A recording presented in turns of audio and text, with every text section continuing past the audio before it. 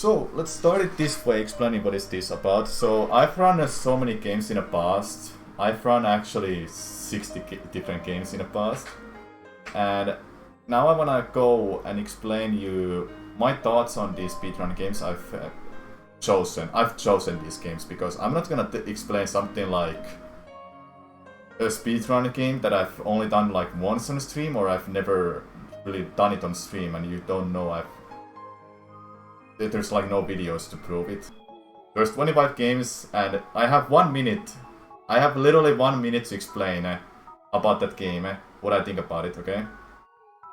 So I'm gonna do that for you, and it will start when I change this to like this. Okay, so that's the first game, and we'll go by the way. Okay, so my thoughts on Mario Galaxy game. I did it on a 3D All-Stars, and I thought it was cool, it was interesting. I used to not like it because it was like just simple movement. There's not that many speedrun tech, but the Galaxy skips and such are quite interesting, so that's why I was thinking it's a cool speedrun game. But compared to other Mario speedrun games, it's like, I feel like it's lacking. It's the lengthiest one too. It's actually the longest. It's 2 hours and a half long run. If you play as a Mario or Luigi. Luigi's faster and better because he jumps higher, but it had some cool stuff, you know. Some cool skips in a couple of galaxies I didn't even know about before I started runs, and it also has some hard strats too. Okay, a minute in, I'm gonna split too. That's like everything I think I can talk about Mario Galaxy. Okay, that's split. Okay, next one, Crash Bandicoot 1. Crash Bandicoot 1, this is a 1. It was like one of my first speedrun games where I got a world record. And that video is still exists in my YouTube channel. It's a 50 minute long speedrun for 80%. I did it on a European version though. Not that it matters back in the day, but as a speedrun game though, cool? Maybe. Straightforward, you know. It didn't have that much of a deck, you know. It didn't have that much deck, but you had to get the green gem to skip one level. That's like kinda it. Nowadays it's become more optimized and it's a lot different run, I think. Don't know what else I wanna do when I say it, because I haven't done a Crash Bandicoot 1 speedrun in ages pretty much. You've never seen me do it on stream. If you're lucky, you've somehow seen it, but I doubt you have. I think it's the next one, yeah. That's a really good timing. Mega Man 11 was released like a couple of years ago. I was in part of Twitch Rivals with Mega Man 11 actually. I was invited to it. And as a speedrun game, I did like that when... as an example, I'm gonna show you the game controller. You can change the weapons with the C-stick or with the right joystick. And I kinda like that. It gave a little bit of depth to it instead of like pressing the shoulder buttons to change the weapon in other... Mega Man then had that, at least I think. Levels... It felt like Mega Man 11 as a game though, it felt like... How can I say it? It didn't like feel like as good as the other Mega Man games, but as a speedrun I did like it. It wasn't like the lengthy one, it was just 37 minutes or so. But that's my best time. So under 40 minutes speedrun still, it's still a nice lengthy speedrun, just like any Mega Man game. Next, Resident Evil 3. This is a remake, by the way, not the original. And I only did an Inferno S rank segmented run. I didn't do a full game. Also, this is a really weird addition to the list, but I had no other choice but put some random game that I haven't run that much, but I did it in the past year or so I have something to say about it. But as a speedrun game, it wasn't like when you optimize a game like Resident Evil, it's just about RNG and pulling out your movement here and there and just making all the turns right. That's the game, kinda. And the boss fights are like, yeah, of course you have to manage your bullets and everything and the weapons, and then you have this hidden ability called DA that I don't even want to explain, but as a speedrun game, I don't find it too interesting, to be honest. We have a next game coming up now. Alright, so Link's Awakening I've done a lot when it was released. literally my worst speedrun game I did was a world record, but it wasn't optimized at all. Like first runs are always easily gonna be a record or so. But I held a record quite often for this game, and as a speedrun game, I did enjoy it until it got to the point where you have to like literally pull out everything first try, and you have this insane skip in Dungeon 2 that just literally threw me off to not run the game seriously anymore. Also, that Dungeon 2 has a skip at the end with the boss fight Genie, and it was troublesome for me. That's why I didn't get my goal time under 1 hour and 10 minutes, unfortunately. But I still at least achieved like getting records, and I did enjoy it for as long as I can. Like for half a year I enjoyed it a lot. Speedrunning. It was also hard when it got optimized. Metroid Prime 2 echoes. You've never seen me run on a stream. I've only done Metroid Prime 1, but I include Metroid Prime 2 for the reason that I'm still interested to run it on stream. I would like to go back to it, and I would like to actually show that what kind of run it is. As a speedrun game from what I remember, I did runs to this in like 2009-8. I don't even remember anymore that well, but when I did runs to this, it was pretty straightforward, and it was like not huge sequence break, but it had sequence breaks still that you can use those. You can skip it like a dark suit and such, but as a speedrun game nowadays, with all the out of bounds techniques, it's a lot different speedrun. But I heard it's a harder speedrun than Metroid Prime 1, but I can't tell for sure, and I haven't done a run for it in ages, so that's like all I can say about Metroid Prime 2, to be fair. Hollow Knight, however, I did a 12-hour challenge where I learned a speedrun for 12 hours, and the category I chose was True Ending, no major glitches. No major glitches because the game is broken. I'm telling you, the game is broken if you use the earliest versions. So, True Ending though, I wanted to do some challenge over any person. Any person is just beat the game. You don't do the True Ending, which is a lot different and harder. And I like the challenge, and I love the game. I love Hollow Knight. It's a fantastic indie game.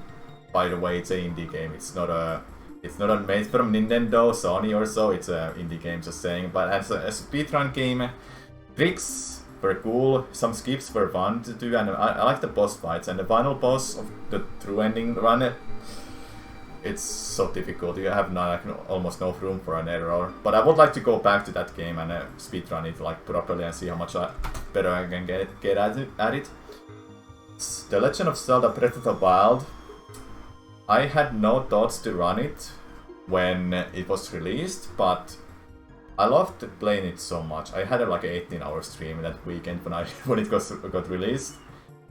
I like the movement. I just like the atmosphere of it. So I wanted to do runs for it. And when Stasis Launch was discovered in the first week or so, I really wanted to give it a shot and do runs for it. So I did any person, I did all dungeons, and I did my own category called All Tilton Medals. That is in a category extensions actually.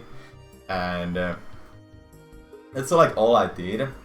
I haven't run it since then, like seriously at all. All dungeons I got second place, by the way. I got second place without using amiibo. Just forget the drama. I would like to go back to it, see how much better I can get at it. I did any person though. I got it under 40 minutes, by the way, 40%. Okay, Super Mario 64.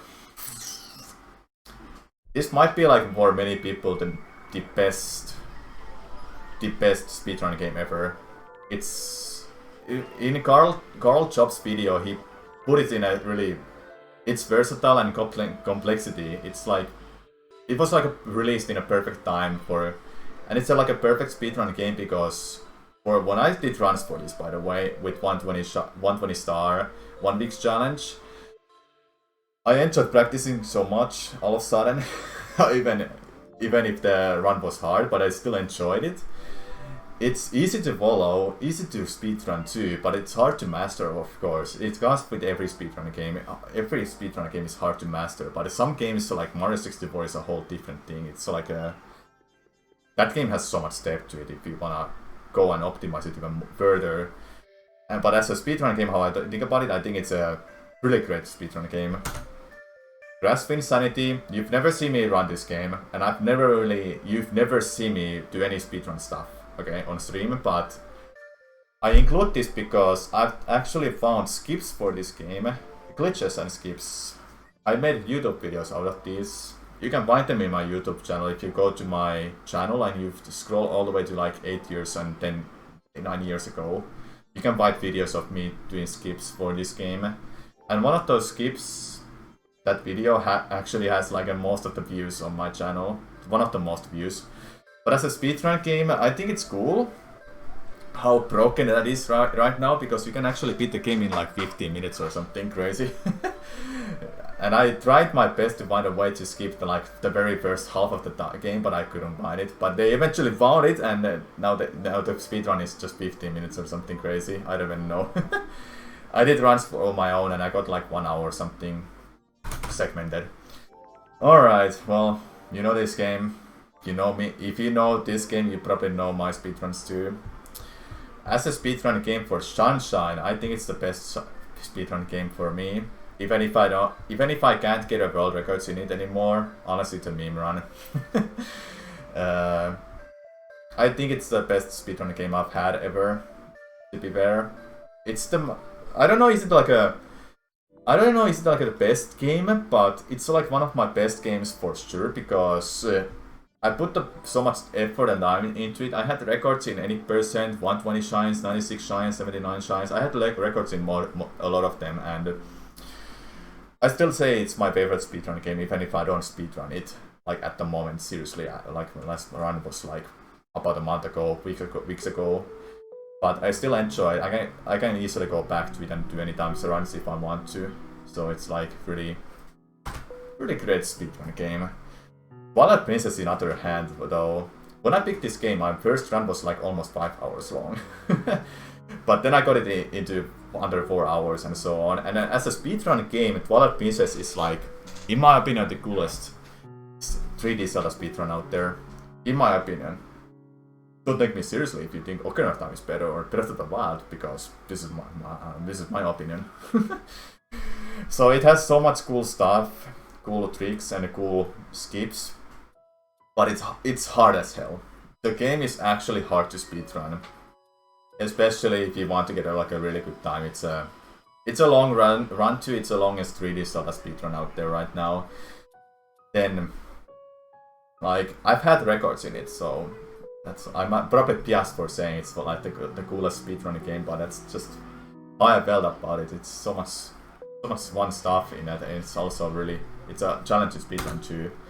But speaking of challenge though, chat, this Metroid Prime, I think it might be the hardest speedrun game I've ever done. And the reason for that is the movement. The game doesn't have that many glitches actually. Out of bounds glitches there are, but that's mostly movement. You do mostly movement for those out of bounds glitches, and that's where you save time. That's where you save time. You have better movement every time, and you get a better time. My time is 1 hour and 9 minutes in-game time, and getting under 1 hour will be such a great treat for that game. And I would hope that I can sometime in the future go and try to get that under 1 hour. So many speedrunners even say that, dude, this is a really great speedrun. It's just not popular. Metroid is not a popular franchise to speedrun, unless it's a Super Metroid, but Super Metroid is a very known game. Regardless, you know, it's a great speedrun game. A Hat in Time, one of the indie games that I enjoyed doing was A Hat in Time speedruns. When it was released, or before it was even released, there was a competition. I was part of that, and I got like 50th place or something with my final time or so. Then my best time for A Hat in Time, I only did 80%. I got 2nd place. I never got a world record. But as a movement, it really reminded me of Mario Sunshine and Mario 64. Then it had so much elements from like Ocarina of Time. It had a hook shot, Banjo-Kazooie, overworld kind of stuff, and it was a fun game to speedrun too. Wasn't a lengthy one even, so. And the community around it had already made a in-game timer, so it was easy to do runs for. And Yeah, like it's a one speedrun game. It's changed so much since the release though. Well, this game I just picked recently, Sekiro Shadows Die Twice. I think it's I say Metroid Prime might be the hardest speedrun game I've ever done, but this takes the cake on the hardest one to learn for sure. I had trouble to learn this game. It's like someone described this game as you're think about it as a rhythm game. You just have to know when you have to deflect and when you have to attack, kind of thing.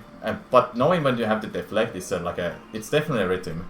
But as a speedrun game, it's difficult, challenging, but rewarding when you get good at it. That's why I enjoyed it. Even if I die so much in some runs, still I still enjoy the challenge for that game. I've never done a Dark Souls run before playing Sekiro, but that's my like first Souls-like game speedrun from software developers. Billy Hatcher and the Giant Egg. I picked this game recently, earlier this year in 2021, when I did a one big speedrun challenge. It was very fun to learn like the game. That game actually has so much cool skips, and a lot of it too. And I never actually played the game before I started speedrunning it. I had to play through it first. The community is small. It's very not undeserved. It's a very unknown speedrunning game because it didn't sell well. Like, it's not many people know about this speedrun. But it's a fun speedrun, cool stuff, just not known. It's very not popular speedrun game at all. So no wonder you don't know about it. It was made from Sonic developers. Sega made it. It didn't sold well, that's why they didn't make a sequel to it or anything. Oracle of Ages, I had a world record in this. I can't remember it too much though. I did the runs in 2012 for the first time and the last times. Same with Oracle of Seasons, which is coming up after this, by the way, spoilers. And Ages had a skip in the middle of the run, like 1 hour in, that was one frame trick. And I don't know, does this run in 60 FPS or 30 FPS, but it was very hard trick, and when it was implemented to the run, it just got harder. And I kinda implemented it actually. I just put it to the run, I think. Maybe I was the first one to complete a run with it, I don't know. But the run used to be 3 hours long. Now it's like an hour and a half. And the game itself was something I never beat before I did a run for, kinda. What else I can explain about this? I've not done a run for this for so long, so I can't remember it too well. It has some cool items though, and some cool boss fights, especially the 7th dungeon was cool. Well, we can still think about talking about this Ages and Seasons stuff. So Seasons is a game I never beat before I started speedrunning. So pretty much my first speedrun was like me beating the game for the first time. I don't know, was it like a bad thing, but in some cases you wanna play through the game first before you do a speedruns for it, just to be like get a hang of the controls and so on. But as a speedrun game, it's also like an hour and a half long, and I can't remember too much of this, unfortunately. So why did I pick up this? I just wanted to like some games to talk about, I mean. And Oracle of Ages and Seasons, they both have skips now, but when they didn't have any skips, it was just knowing that what you have to do for beating the dungeons fast, get this and this stuff to go faster. Like you have this one item that gives you like a boots ability very much, but you have to use it every time, because and it's also like a magic thing. Well, Super Metroid, I actually spent a week, a couple of years ago, getting under an hour. Just in a week I beat this game in under an hour. And I must say, I don't think this is harder than Metroid Prime as a speedrun, but it's different because it's 2D. But it's a very satisfying speedrun, just like Metroid Prime is. Because think about the booster, the speed booster. Think about trying to get that in a very small room. It's possible, but it's goddamn difficult. And it was so satisfying to get that speed booster in certain areas like Dragon White. Oh my god, it was satisfying. It's a satisfying speedrun, but it's hard as hell. It's hard. what else I can say? I used the basic route when I did. I did a Great to Bantum, Dragon to Ridley, and Lower Nordberg was like impressive place to go through fast. Okay, Super Mario Odyssey. When this was released, I did Koopa free runs, but when I got to the full game runs, I got some records and I enjoyed the right time until I got just burned out in the start of 2018. Dark Crusade was my last speedrun for Odyssey. It has a really cool movement. I always say that the gap is a troll because sometimes it just wouldn't cooperate that well. But compared to Sunshine, I think Sunshine is still a better speedrun game, but Odyssey is a lot more popular because it's just released. So everyone knew about Odyssey speedruns. And I got sick of any person speedruns because everyone were just doing it all the time. And people were asking me, what's my any person time? Am I gonna go back to it? I wouldn't say I completely burned out, but I was like, I just didn't enjoy any person too much. For a couple of reasons, it was like just everyone just did it. Then I wanted to do something else, but any person only. Okay, Bloodstained is a kinda interesting choice. Ritual of the Night, by the way, but I just like I picked it because I did runs for it just a couple of years back, especially when Sangetsu mod was released. They actually put like a huge update for this game when I was doing runs for it with Miriam. I got Miriam speedrun under an hour. Then Sangetsu was a different thing because I did it on the highest difficulty. I did it on a nightmare mode. And think about Sangetsu mode as like a Richter mode from Symphony of the Night. That's the speedrun. You're constantly moving and it's like really hard on your hands. I actually had to take some breaks to run that game if I did Sangetsu mode. It was challenging.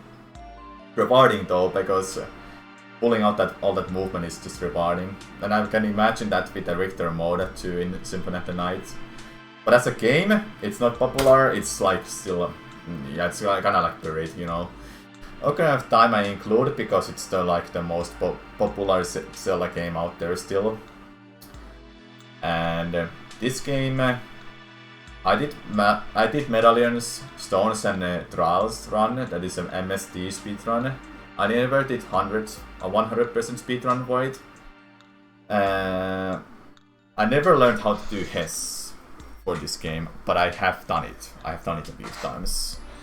It must be a hard speedrun though, if you were to go learn all the modern stuff right now. I only know the old stuff and bingo stuff and any percent, so don't have much to say about it. I think it's a really cool speedrun and it must be hard for top level runs too, because you have to pull out these Hess like everywhere. Hess is a hyperextended super slider, you can just see them slide through the level or something. It's impressive. Crash Bandicoot 4, it's about time. I did full runs to these couple times, but I was mostly focusing on doing individual levels. I actually beat a couple of individual level developer times first. I was the first in the world to beat like in 2 levels, I think. What was 2 or 1?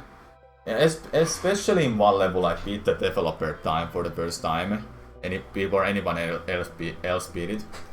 I held some records in it a few times too. I didn't do individual time trials for every level. It was fun. It was a fun movement. Like all the masks give so much depth to it, so it's like really rewarding to pull out those those strats in certain levels. Like some levels you just have to use that time slowing down time one, and it's impressive to move really well in that game. Must be hard too. We're at the end so. Super Mario 3D World and Bowser's Fury. I include this game in a way that I'm talking more about Bowser's Fury, but I didn't want to only talk about Bowser's Fury, so I've included 3D World too. Okay, 3D World. Super Mario 3D World. If you don't know Super Mario 3D World, in this game there's like a trick called vectoring. When you move sideways, you like go like a snake. You jump mid-air all the time. You can actually gain infinite speed, as far as I know. You can let's say you can gain so much speed and you can just go and just zoom through the level. That's just what that speedrun can do. And it's also in Bowser's Fury, but Bowser's Fury I enjoyed it because of It was short, 40 minutes long or so. Now it's under 30 minutes, but it was one short speedrun to do when it was released this year. Yeah, it was this year actually. And it's a really under-deserved speedrun because not many people speedrun it properly. Okay, Minecraft. So Minecraft is the most complex speedrun I've ever done because first of all, I never finished the game before I did my first speedrun. I did a 1 week challenge for this game. I had a couple runners to help me to understand how the speedrun goes and how to do some stuff like bastion routing, how to find fortress. Just so this game has so much depth that it's like insane, like how much depth it has. Like you can know about the game a lot, but then how do you do a speedrun is a whole different thing. I learned so much just doing this game, just doing runs and watching some videos and just learning about it. It's an insane speedrun. But it's all RNG what I've been doing. I've been doing a random seed glitchless, so it's a little bit like different from what you do with the set seeds. And it's a fun speedrun. Well, I guess that's all I can say. I hope you enjoyed the video. That's like 25 games I just explained out of 60 different games I've done in the past. But I don't want to go and explain all of them because it's gonna take too long, you know? But I hope you enjoyed this 25 minutes of me explaining about 25 different games I've done in the past. If you enjoyed this video and you want to see me do this again, but with all of the games, leave the comment, like the video, I don't know, just do your thing. And I hope I will see you in the next video. Thanks for watching.